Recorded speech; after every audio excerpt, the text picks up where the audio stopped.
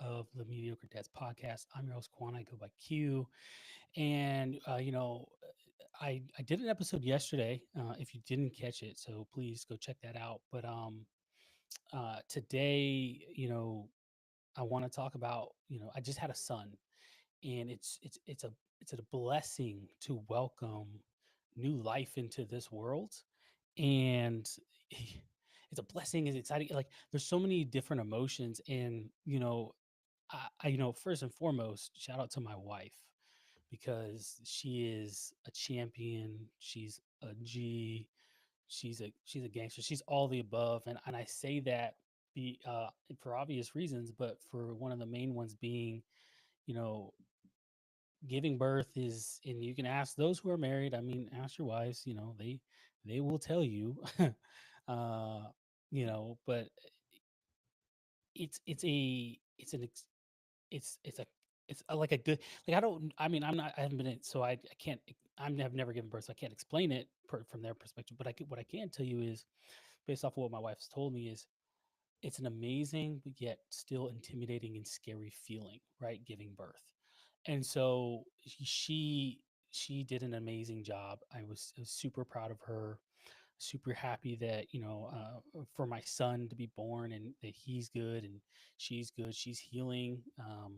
And she's healing good, she's progressing as she should. But we still had some, we had I would say we had some scares, and or a scare, at least I would say. And that was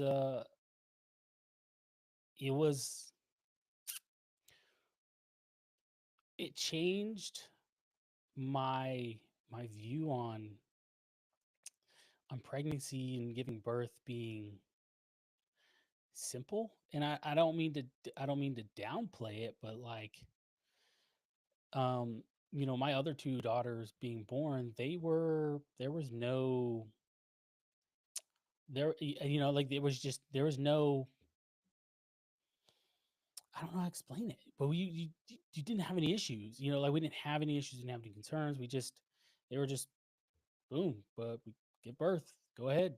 And so, uh, it was this kind of this crazy thing to have to go through this. And I'm being cryptic on purpose, because well, I'm not being cryptic. I'll put it this way. My son, we had to have a, it wasn't an emergent C-section, but it was on the cusp of becoming emergent. The doctors, which also the doctors did a phenomenal job, but the doctors they were very concerned, and they highly recommended the C-section. And we were we wanted to try to do the natural birth, or the normal birth, right? And it was she was trying, but they, in the end, they said, hey, you need to do a we need to do a C-section. And so in the end, that's what we did. We did the C-section. um but it was all insane how it led up to it, right? And so, starting off, in the beginning, was we went to the hospital on Saturday, late Saturday evening. And it was, I don't know, it's 8, yeah, it was 7:30, 7:45 ish. Around 8 is when we first started talking to the doctor. And they were like, yeah, she's only 2 centimeters dilated. And so, before we admit you, let's give it a 2-hour hold, see where we're at in 2 hours, and go from there. And so we were like, okay, a little upset, right? Because we had been waiting all day, and the contractions were at that point when we went to the hospital, they were 3 to 5 minutes apart, within an hour. And so, usually that's obviously, that's when recommended you go to the hospital anyway. And for her to only be 2 centimeters dilated, it was a little, I guess, off-putting or upsetting in a way, because you want, you thought, you think, when you're waiting so long, and you're waiting so long, and then you're like, all right, cool. We've been waiting all day. We're good. We're gonna get to the hospital and we're gonna be good to go. And then they're like, yeah, you're only 2 centimeters dilated. You're like, oh, okay, well then this is this sucks. Uh, and I know she was upset, and I mean I was upset for her. I mean um I was upset for her, but I was also upset because I was like, man, we we had waited all day. And again, for those who've had a baby, fathers, wives who've personally been the ones waiting all day and having those contractions, you're like, okay, hey, if it's not your first pregnancy, then you're like, hey, I'm gonna wait. I am going to wait. I'm not going to, um, uh, what's it called? Um, I'm not going to just just go there at the moment I start feeling contractions. That's what I was trying to say. Couldn't think of it. I'm gonna wait. Well, we did that again. We waited all day because she was having contractions all day, and even the day before, so Friday, she was like, "Oh yeah, I'm, it's happening, or it's not happening right now, but it's gonna happen. Um, it'll happen soon, right?" Well, sh- sure enough, oh gosh, hold on. I'm trying to figure out something. Rumble, you always give me you always make my life a living hell. I love Rumble. I want to use Rumble, but Rumble, you irritate me, You irritate me. Anyway, we like I said, we were content with waiting. So Friday there was not really any contractions going on. It was intermittent. I would even say she said they were Braxton Hicks. And so I was like, all right, cool, Braxton Hicks, I get it. Like that's perfectly okay. So but cool. So come Saturday, we're like, for sure this is happening. This is happening. It happened. It was it like, again, it started happening Saturday, and then come Saturday evening we're there. So anyway, fast forward, we get to the hospital, y'all, and the dude says 2 hours, doctor says 2 hours and 2 centimeters. So within an hour, she's feeling it a lot, what I would perceive to be a lot worse. She's like, I'm in pain, I'm in pain. Oh my gosh, this sucks. And I'm trying to be encouraging as possible. Um, husbands, know your wives. And when I say that, or know who you're with, and I'll say, and the reason I say that, right, because if you're with this person and they're giving birth to your child, you have to know this individual. You have to understand this individual's what they like, right? Are they the type of people that want to be constantly, continually encouraged? Or are they the type of people who are like, hey, I don't need you, pressing me with all this happy go lucky. You're not in pain. I'm in pain. So you trying to tell me breathe and all that, that can be annoying and frustrating because it's like, it's really easy for you to tell me to breathe when I'm the one here, like pushing and obviously I want to breathe. Trust me, I don't want to be in this pain, and I understand what comes at the end of this pain. However, you telling me that as if I forgot, like, oh yeah, duh, breathe, and it'll be great. No, my wife is one of those people. Don't do that. Don't give her that false sense of like, oh, you got this, you're doing great, oh, just breathe, breathe. No, she does not. That's not my that's not my wife. And so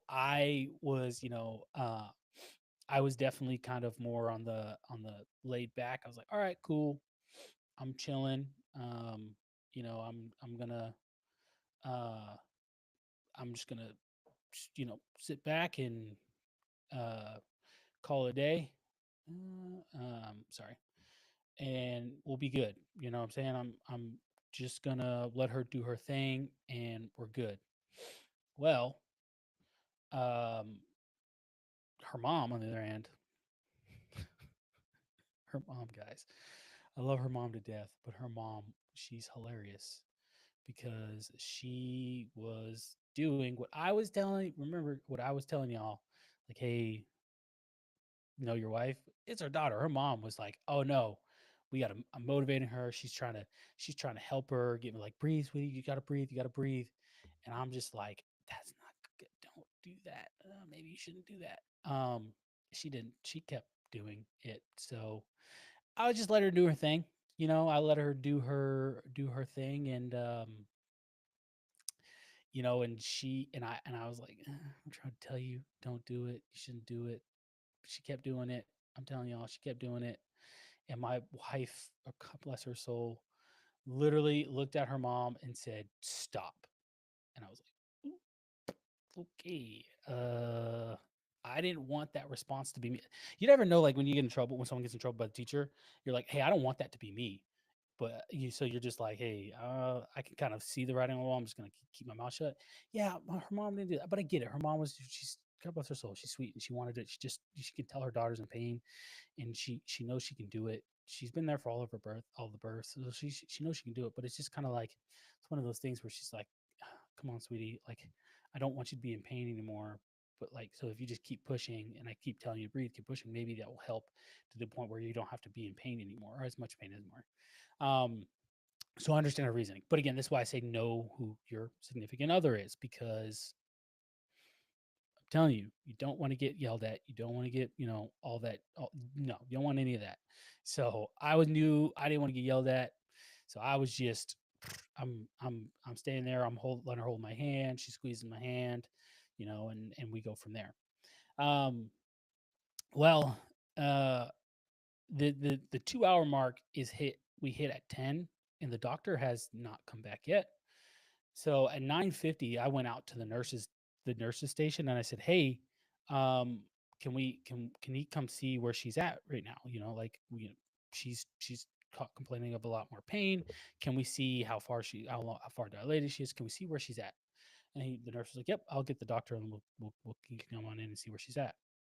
Yo, they come in, and she's at a three, y'all. Now, the pain that I was seeing my wife in, having seen her give birth before, I was like, she has to be at a six, right? So like I'm assuming at a six, she's at a three. Now that's not to downplay like my wife is just weak or anything, but it was like I had my expectation, and even her, I believe she was like, oh yeah, I'm probably a lot further along. It came up on us quick. Doctor says she's at a three. Within 15 minutes, she's at a six. Within 10 minutes of that 15 minutes, so by seven, or where were we at?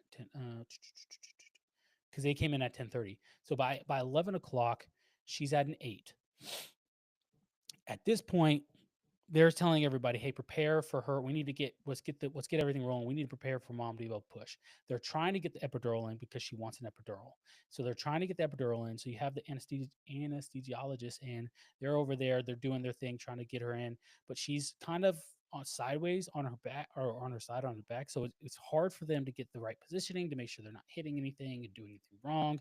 But then also, the other doctors are telling her like, "Hey, breathe, push. What do you need?" Trying to help her, right? Because it went from 0 to 100 real freaking quick, right? Like the song says. And so then you get to the point where they're like, you can hear some of the doctors and nurse talking to each other, like, hey, like as they're coming in, they're like, what happened? You just told me she was at a three and she's at an eight now. And they're like, and so another one of the other doctors comes in, she says, where's she at? She goes, no, she's at a 10, y'all. She's at a 10, and if she's ready to push, she can push. And so the doctor, literally the next thing you know, there's like 15 people in this room, and she's pushing, she's trying to push, and she's like, and it's not going as planned. I mean, meaning, uh, I don't think I don't want to get too much on medical stuff, but anyway, it was like he hadn't dropped low enough. Yet for her to actually, when she was pushing, for him just to be a straight go ahead, right? Yo, uh, so they're pushing. We tried this for like 20 with I think it was like 20 plus minutes maybe, and they're like, hey, mom, let's take a break. So I'm thinking like, oh, I'm gonna have a baby before midnight here. Like this is crazy. I came in at 8 o'clock, told she was at a two, and now it's 11:20 something, and I could have a baby here within the next 20 minutes, right? So I'm like, this is craziness. It didn't happen. He didn't come before midnight. So kind of was kind of like a stand down situation. They're like, hey, let's get the epidural in. Let's get her up. Like, give her a break. Get the epidural in. And so we can get at some reprieve. Let mom have some reprieve and some rest, and give baby some rest. At this point, they had started talking about a C-section, and now I don't. I mean, maybe they know. Maybe it was something that they did when they were seeing how far along, seeing how dilated she was. They had caught something. I don't know. They were very cool, calm, and collective. So I was very happy. It was a very good moment for, or happy with that. Well, what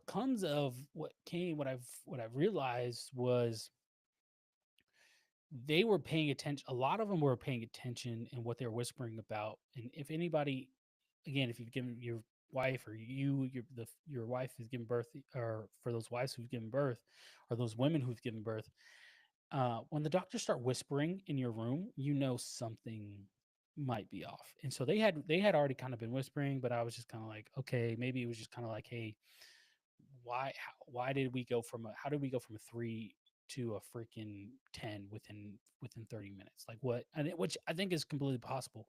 Oh, I didn't even say her water broke. Like, her water broke, and my wife has never her water has never broken by itself. It's usually been, doctors doing the thing. And so, like, that was an experience for her within itself. And so I think that kind of what broke the once the water breaks, that's what kind of led to it quickly, because her water broke right before they came in. So I think that's kind of what sped up the process. But even with her water breaking, I didn't know. I was surprised. Oh, no, no, no. Her water broke after they came in, checked her. She was at 3. That's what sped up the process. Now it's all making sense. I was there, but like, it's one of those moments where you're just like, you're so far in it. You're just, in it.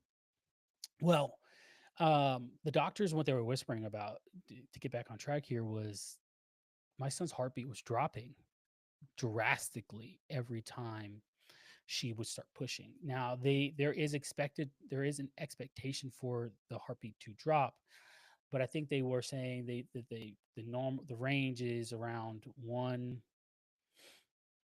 Uh, I think it's 145 to 160 or something, is like the range where you're like, cool, we're good.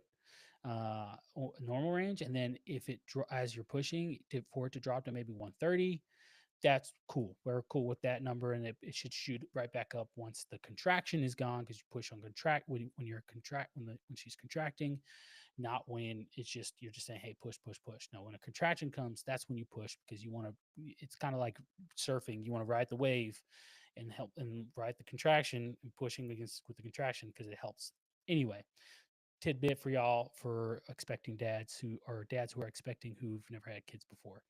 So what get a little insight into what inside baseball, into what you can expect when you're in there. And so, but my son's heartbeat would go up to 150, or being like 155, and drop all the way down to the lowest it got to was like 65. Um, that's not good. And then they would wait for it to come back up, and then we'd push again, and it would keep. And it got that was the lowest, but it would average, it would get down to, was like around 75, around 75 to 85. That was the range it would drop down to, and that's not good at all. And so they were very, very concerned. So they had already told us at this point, hey, like, mom, we need to start thinking about, a C-section and what that looks like, and this is what would happen. Who would you want in there? Obviously, it was me. And you know, I was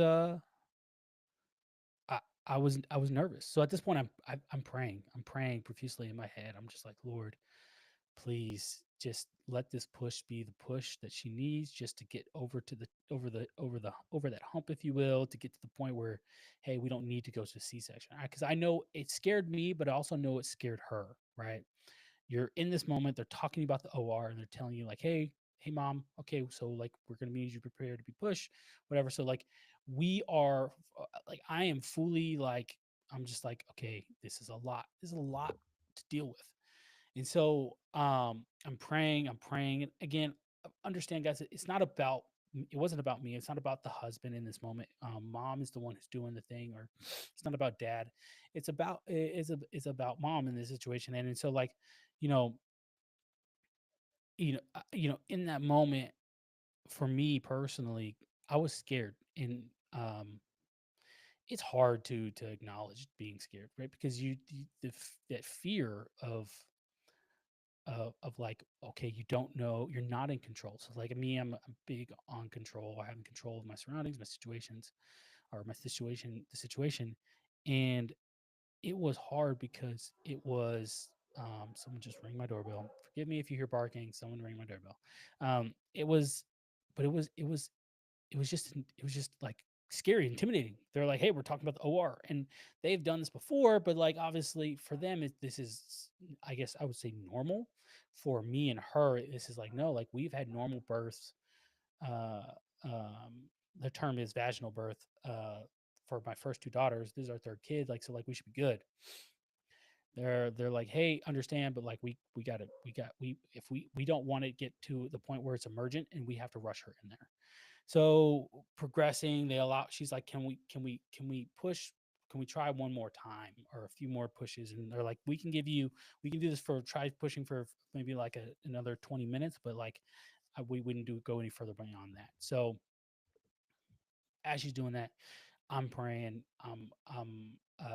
She's got a lot of. There's a few, three. She got her doctors up there and some nurses. So I'm kind of hands off at this point. Her mom's with her, or next to her. I'm in the room, but I'm like a few feet away from her. I'm just kind of praying in my head silently, just like asking the Lord, just please, Lord, let this push be the thing that helps her get over the edge, so we don't have to go to the OR. And it's not to say, I'm not saying this as a, hey, well, the Lord didn't answer my prayers, and so it is what, gosh, he sucks. No. um the Lord works in mysterious ways, and I say that because I had this fear that if she went to the OR, that something else was going to happen, not only to her but also to my potentially to my son. And so I this fear in my head, I'm just like, no, I don't want this to happen. They're finally like, hey, we got to get her to the OR. So they bring me in my scrub suit, and I get in that suit, the scrub thing, and we go to the OR, and everybody's, and the anesthesiologist, her name, and shout out to her if she ever for whatever sees this, her name's at BAMC, Dr. Cummins. She's really awesome, and she was really awesome and really sweet, and she was an older lady, and she would just our nurse was awesome as well. I can't remember her name, but she was like, hey, listen, they've done this several times. All right, mom, it's okay. Dad, hey, just be with her. That's the biggest thing. She's okay. You got a really great team here tonight. And so I know that made me feel better hearing that. So we're getting the scrubs, we're sitting, and we're in this point, and we're in there. And by this point, it's after midnight, it's 1:40, 1:45 or something. We're there, they get prepped, they're finish prepping her, and then we're in there, and then I'm sitting next to her, and I'm just telling her, hey, it's okay, it's okay. I know she's a little upset. You have to get to the point, and they're doing the thing, and she's obviously she can't feel anything, and they have the curtain. If you ever been in a C-section, they have like a curtain right above your chest right here at this point, and so it's just where everything, stomach and down, they're operating, and then chest and up is where we're at. Where anesthesiologist is at, making sure she's good, and and like the dosage is good, and she's not feeling any of that, right? Because it is surgery. Well, nothing wrong, no complications with the surgery, but it happens so quick, right? Where you don't know what they're doing. They're like, okay, guys, they're talking, doing their thing. And next thing you know, they're like, you hear a cry, and you're like, oh crap, it's happened. And they're like, time, and then do a call at the time, and it was 0203. I know military time, guys. It was 2 o'clock in the morning. Okay. And Elijah was born. And so they're like, hey, Dad, you can come over here and you can come meet your son. So I told my wife, hey, I'll be right back, stand by. And I went over there, and I got to meet him, guys. And I was heartbroken because she couldn't, it wasn't a normal birth where she could, delayed clamping, and then she could hold him, and on her chest and just meet her son as she gave birth to. So I'm over there meeting our son for us on her behalf. At this point, they're doing their thing. He's just so such a stud. He has his hair. He has the hair just like all of my daughters did, and and uh they're weighing him, and he came out 7 pounds 11 ounces, which was my second daughter's weight. And yeah, and so then I got to cut the cord, or the umbilical cord from his stomach or whatever, from his what's it called, belly button. They let me cut that. Let me cut that piece. Right, he wasn't still connected to her as they were at that point, but they let me cut the remainder of it. And so then so I got to cut that, which was pretty cool. And then I'm just sitting there, and I'm taking pictures, and then you know they were they kind of finished doing their thing, putting their tag, doing, making sure he's good, checking him. And then uh they they're like, his head is a little oddly shaped, only because he is um because he was trying to come down the birth canal, but it didn't happen the way we wanted it to. So I was like, cool, I understand that, right? His head will go back, shape out normally. So I got to swaddle. We swaddled him up, and I got to take him over to my wife, and she's just full of joy. And I'm just putting him as close as I can. Like, so I put his cheek against her cheek, and she's just laying there. Um, and for anybody who's been there before, seen your significant other, your whomever give birth, the shakes are calm. That's just what happens when you're getting. So you're just it's almost like it's like you're cold. It's like you're really cold, and so your body's shaking. But those are common. Those happen. It's when you're giving birth. So it's nothing wrong. But so she's just trying to just be there in the moment with him. And I pray for us, and I tell her he's okay. This is Elijah. Welcome, Elijah. And so like we have to leave, me and Elijah have to go back to our room. He gets to meet his noni, his grandmother, and on her side, his grandma on her side. And so she's doing all that, and they're doing their thing, and then she finishes up and comes back in the room. We hadn't had, so all of that to say, like, everything happened. It was okay as far as birth goes. But I'll tell you this final story. We hadn't had the middle name picked out. And the middle name, we had, so originally, understand, guys, like the name Elijah, I had that name picked out since I was 16, since I was in high school. And I know a lot of people say like that's craziness, but I had that name picked out because when I was reading the book of not book of Elijah, when I was reading um, Kings, First Kings, I think it's First Kings, yeah, uh, First Kings, and it was the point of Elijah, and he goes against the the the the people who worship Baal and all the their prophets, if you will, and all that, right? And he and um, calls and they go first, and they're calling on Baal, they're cutting themselves, they're doing all these extreme things for to prove that Baal is the real God, the true God. And because Elijah challenged him, the king, or because they had called on Elijah to say, "Hey, should we go to war with these people?" I don't remember who it was exactly, and Elijah was like, "No, you should not." But his prophets, his witchcraft people, were like, "No, no, no. Baal says we should go to war. Yes, you're going to bring victory." He goes, "No, you're not." He goes, "So matter of fact, let's see who is the true God." And so that's when the challenging came. And so then Elijah, how they did it, man, like they they it was this thing of essentially who was going to burn their stack of hay or whatever, right? First, whatever God burn that after they called upon him, or them in their case, then that was who the true God was, and that's who the king would listen to. But Elijah was a gangster. He trusted God. He said, "Hey, so if I win, if my God is the true God, well, guess what? Like we want to remove all of these false teachers, these false prophets." And he said, "All right, cool." So Elijah then he lets them go first, and they set up their altar, do their thing, right? And they're calling on him like again, kind of doing these absurd things, like trying to get ball, and nothing happened. I think they did it for like it was like 12 plus hours, nothing happened. So they finally are like, okay, it's Elijah's turn. Yo, let me tell you. So Elijah says, "All right, before I go, let me do something. Let me do some things here." So he builds or he digs. He has them build or dig. Um, I think it was 6 feet deep around a moat, essentially a 6 foot deep moat around his altar. This wooden, it's a wooden hay altar of just sticks, wood, right? Just to get on fire. That's what it was, not hay, but it was wood. And how the that's how the Bible describes it. So then he has them dig that, and then he says, "All right, go get water and fill these moats up to the top, 6 feet deep." Okay, y'all, 6 feet. He has them fill it up, and then he has them dump a bunch of water on his altar. Like he's like soak it with damp of water. He does it 3 times. Has them do that.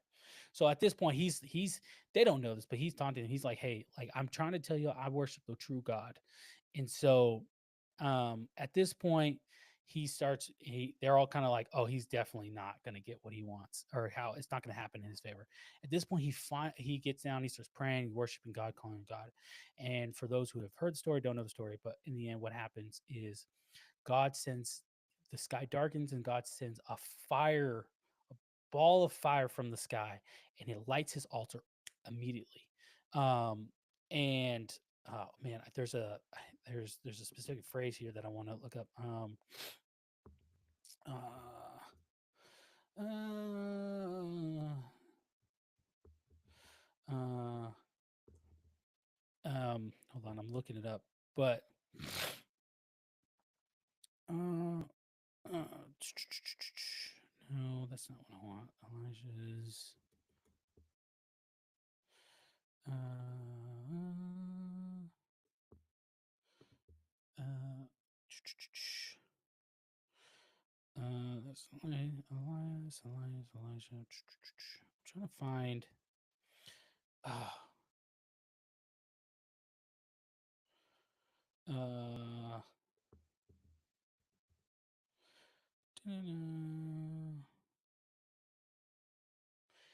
uh, widows or broth said, "Don't be afraid." Let's see, I'm trying to find it. Present. I believe it was sort of present myself.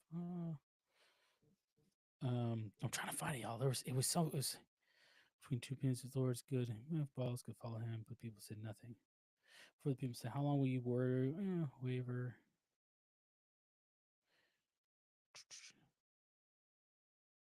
Uh,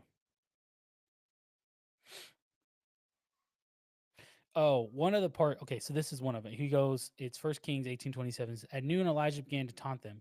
Shout louder, he said. Surely he is God. Perhaps he is deep in thought, or busy, or traveling. Maybe he is sleeping and must be awakened. Um, Gosh, man, Elijah was such a G, man. And when when I was reading this, I was like, this man is on fire for God. Um, uh, shall do again. Yeah. So a third time, more than third time, the water ran down around the altar and filled the trench. Yep, it was a trench he built. The Okay, so at the time of sacrifice, the prophet Elijah stepped forward and prayed, "Lord, the God of Abraham, Isaac, and Israel, let it be known today that you are God in Israel and that I'm your servant and have done all the things at your command. Answer me, Lord, answer me, so these people will know that you, Lord, are God, and that you are turning their hearts back again." Then the fire, Lord, fell and burned up the sacrifice, the wood, the stones, and the soil, and also licked up the water in the trench. When all the people saw this, they fell prostrate and cried, "The Lord, He is God. The Lord, He is God." Then Elijah commanded them, "Seize the prophets of Baal. Don't let anyone get away." They seized them, and Elijah had them brought down to the Kishon Valley and slaughtered them. And Elijah said to Ahab, "Go eat and drink, and for there is a sound of a heavy rain." Um, So that was all. I was just all read for you, but that was 36 through 40, 18. Or I'm sorry, chapter 8, 36 through 40 in First Kings. So I'm sorry, First Kings chapter 18. There we go. So I read that one the first time when I was 16, and it just stuck with me. I'm like, that is a man on fire for God. That is what faith looks like. He challenged these other people in their God, and he said, you know what? He said, no, I know who the true God is. And I've always been envious of that faith when I read that I said, you know what? I want to name my son Elijah. And so I named him. That's why I chose. That's where the name Elijah came from. And then I was going to do Elijah James, something to stick, right? That's something that matched. But we decided on Elijah Earl, and the reason is my adopted dad's middle name is Earl, and you guys know for being on, being, guests on or seeing on the podcast before, being adopted was a huge part of my life. Obviously it's a huge part of my life, but for the longest time, understanding of what having a dad meant versus, because I always thought having a dad meant they had to look like you, sound like you, everything, you had to come from them. But not coming from being adopted, like I understood him to be my dad, but he adopted me, but like that was kind of the extent of it. Now don't get me wrong, I loved him still, but like that was kind of the extent of it. Well, when I became a dad, the first became a dad in 2018, um, that is when I've realized I've had a dad this entire time. And not only God, but I'm talking like my dad, the one who adopted me, right? I have all his quirks. I do all the things he does. Like it's very similar. You meet my dad, you meet me, like, you guys are a lot, you guys are very the same. And so, um, I, uh, I wanted to way to let him know, like, hey, I have a dad that took me in and adopted me, and he didn't have to, but he did. Me and my brother. And so my way was by giving him my giving my son's his middle name. And so for me, y'all, that it means a lot to be able to do that for my dad. So it's Elijah Earl. Elijah Earl, man. Like it's just awesome. My son, he's healthy. My wife, she's healing. She's healthy. And I'm over ecstatic. I'm overjoyed. I came back and I prayed and I just thank the Lord that they're okay and they were okay and they were good. And I just, because there was a lot of fear in there. There was a lot of concern, and it scared me. Truthfully, it did scare me. And I didn't know how much until my daughters came the next day. And when I saw them, this overjoy with emotion, and I'm just getting to hold especially my oldest, um, and I got her, and I was crying because I was just so happy to see her and see both of them. My youngest, though, she was just over, like, okay, dad, get off me. But my oldest, I was just so happy to see her, because she had told me that she had a dream that mom had to had surgery because there was a fire in the hospital.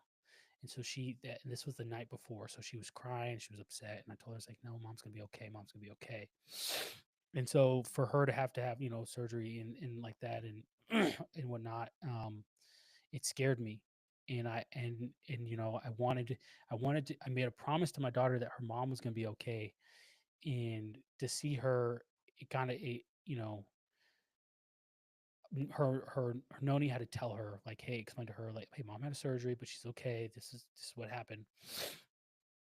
And I couldn't hurt me because I couldn't be the one to tell her, because I wanted her to make sure she knew that mom was okay. And so, you know, it all worked out. The Lord works in mysterious ways. My son, he's a fighter. And uh Elijah was a fighter as well. And so, I think he has an amazing name. I thank the Lord for him and him, and I'll thank him for all my kids. Really, it really just kind of made it surreal, realize how precious life is. And so I tell you guys this. we're good over here. Um, I know it's been 2 days, two to get me 2 days in a row. Usually, you're not going to get this. I'm on leave now. Uh, but her mom's here, so she's helping out a lot, help take care of the kids. But we're good. You won't get this all the time, but I try to get this, try to do this a little bit more and more.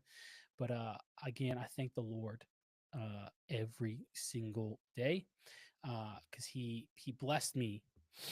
Uh, uh,